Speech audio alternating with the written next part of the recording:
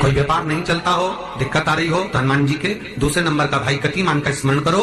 हनुमान जी के उल्टे पांव का सिंदूर लाकर गतिमान का नाम लेकर स्वस्तिक बना दिया जाए व्यापार वाली जगह पर, तो व्यापार अच्छा चलने लगता है महाराज। कोई व्यक्ति पैसा खा गया, नहीं दे रहा, बहुत परेशान हो गए, मांग मांग कर दे गए, नहीं दे रहा, हाथ जोड़ लिए, पांव जोड़ लिए, सब कुछ कर लिया, नहीं दे रहा, तो हनुमान जी के तीसरे नंबर का भाई रतिमान, रतिमान, गतिमान रतिमान, रतिमान का नाम लीजिए।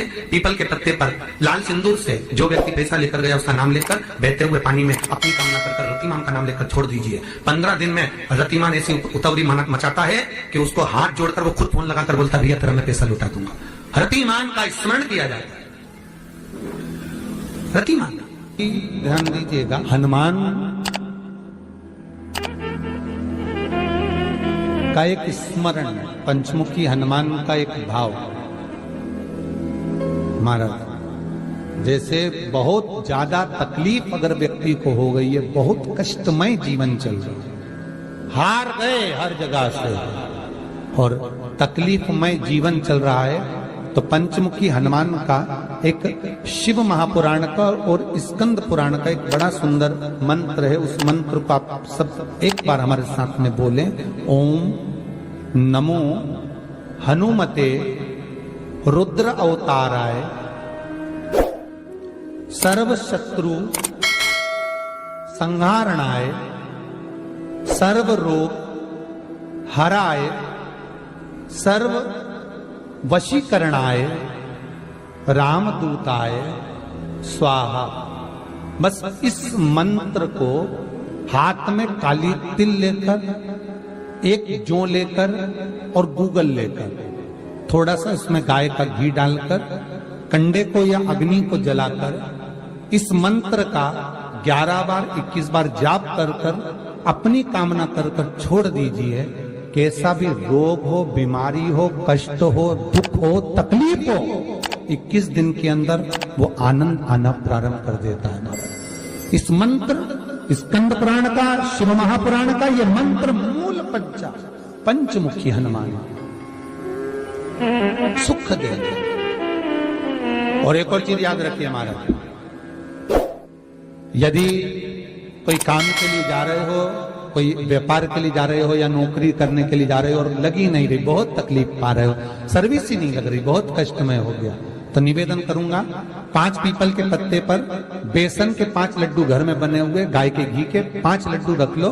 उस लड्डू के बीचों बीच एक आटे का दिया और उसमें तिल्ली का तेल डालकर इसी मंत्र का प्रयोग कर कर पंचमुखी हनुमान का किसी भी हनुमान के मंदिर में जाकर, दक्षिण मुखी हनुमान के मंदिर में जाकर उसको रख कर आ जाइए। इसके बाद आप उस काम के लिए जाइए, आपका काम सफल हो जाएगा। आपको किसी को नहीं कहना पड़ेगा कि हाथ जोड़ना नहीं पड़ेगा, किसी के पांव नहीं पड़ना पड़ेंगे, तुरंत काम होगा। बस इस मंत्र का स्मरण कर कर पंचमुखी हनुमान का भूतेश्वर जो मंत्र है वो सुख देने वाला। पूरे घर में वास्तु के हिसाब से केवल एक दीवार ऐसी होती है जहां पर हनुमान जी का चित्र लगाया जाए।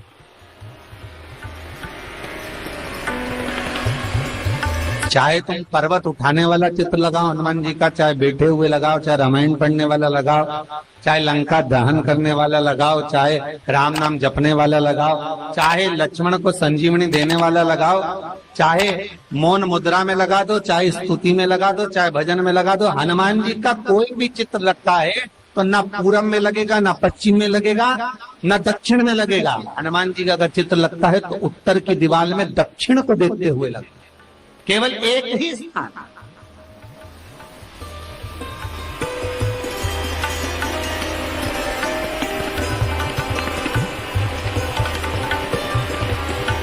जैसे पूर्वजों के चित्र को, पितरों के चित्र को, गए हुए हमारे जीवों के चित्र को दक्षिण में विराजमान किया जाता है, उसी तरह हनुमान को उत्तर में विराजमान कर कर दृष्टि दक्षिण में कर दी।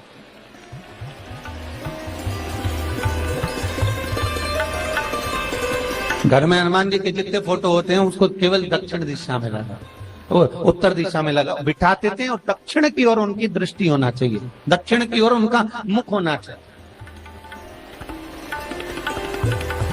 क्यों महाराज?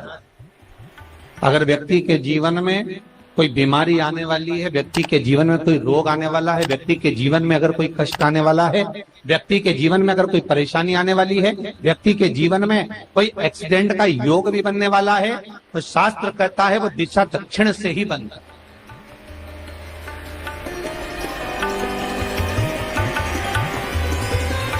ये दक्षिण जो दिशा है ये यम की दिशा।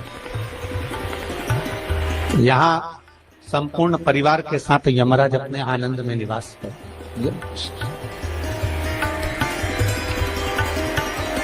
और जब हमारे घर में, हम ये नहीं कह रहे कि आप हनुमान जी का फोटो लगाओ, हम ये भी नहीं कह रहे, आपके घर में हो और आपने अगर विराजमान कर रखा है किसी दिशा में, तो हमारा तो निवेदन रहेगा, अभी तक आपने अगर जैसा रखा, पर एक बार दिशा बदल कर देखना कि रोग, बीमारी, कष्ट, दुख, तकलीफ में आपको लाभ मिला कि ना।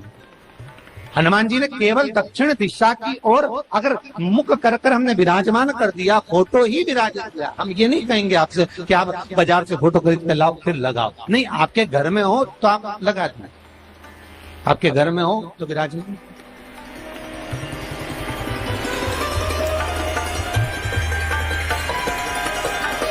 अच्छा, कितनी विपरीतता है वो भी आप जरा जानिएगा महाराज, कि शंकर भगवान के ऊपर जो जल चढ़ाया जाता है उसकी जलाधारी उत्तर में जाती है महाराज।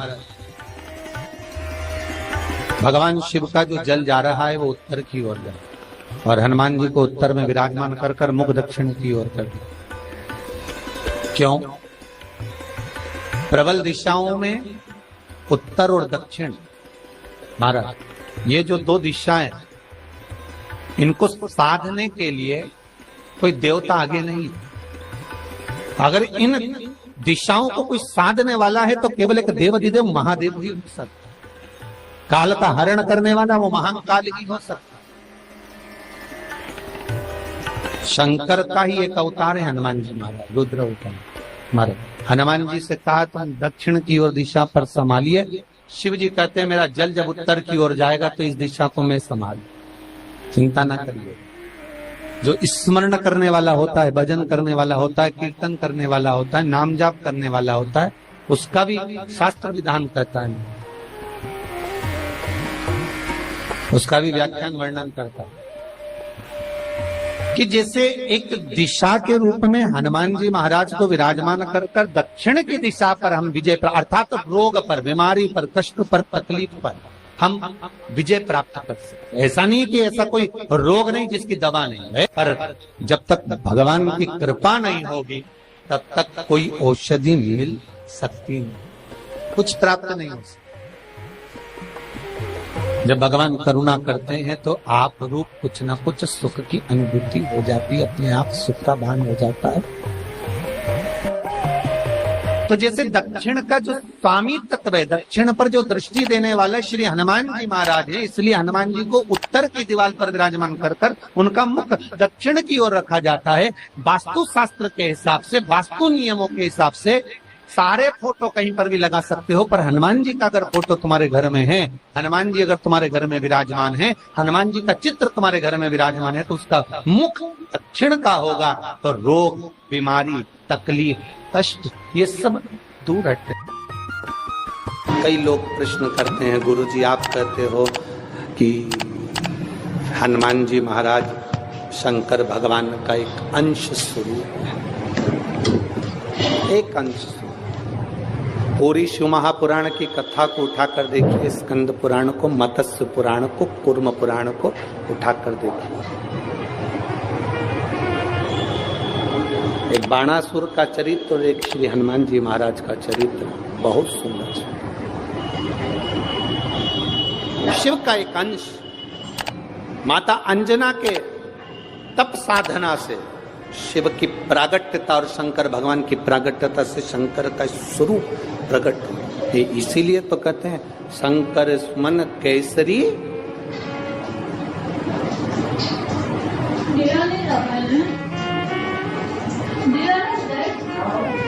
शिव का एक स्वरूप है हनुमान जी। हम तो हमेशा कहते हैं अगर आप हनुमान जी का भी दर्शन कर रहे हैं तो ये अंदाजा लगा कर रखें कि आप शंकर का दर्शन कर रहे हैं। आप शंकर का दर्शन कर रहे हैं तो ये अंदाजा लगा कर रखें कि आप हनुमान जी का दर्शन कर रहे हैं। सब एक, कोई भेद नहीं, सब एक, कोई भेद नहीं। देवताओं, आप एक बेलपत्र,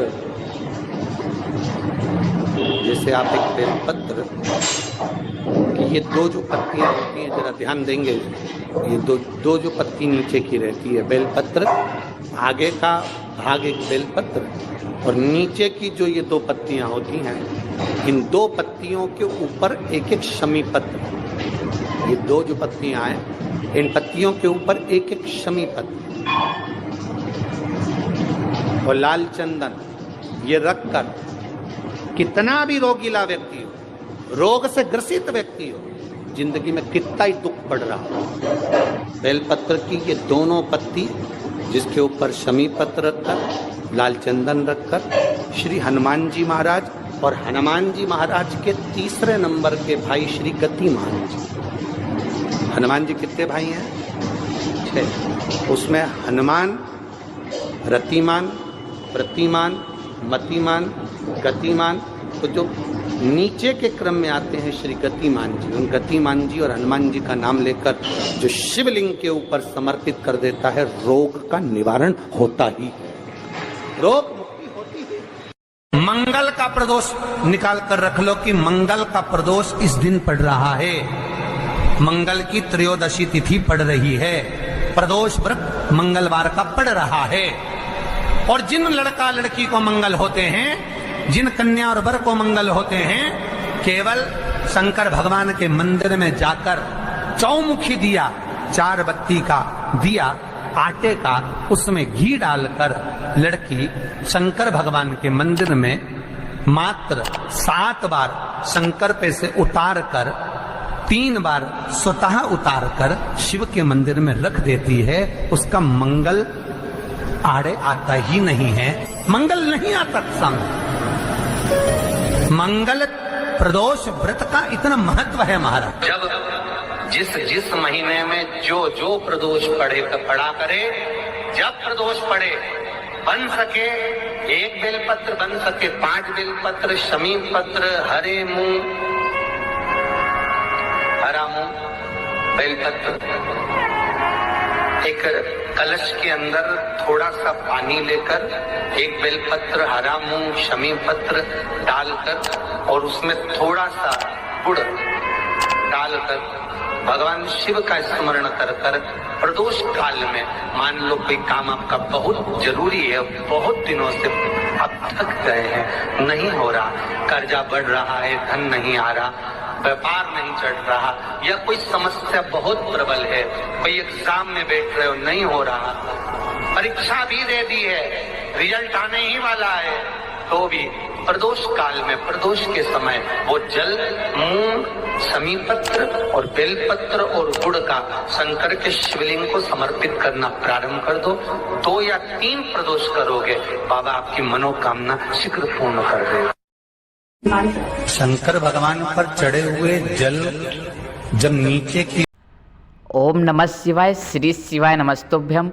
स्वागत है आपका शिव शक्ति आस्था चैनल पर।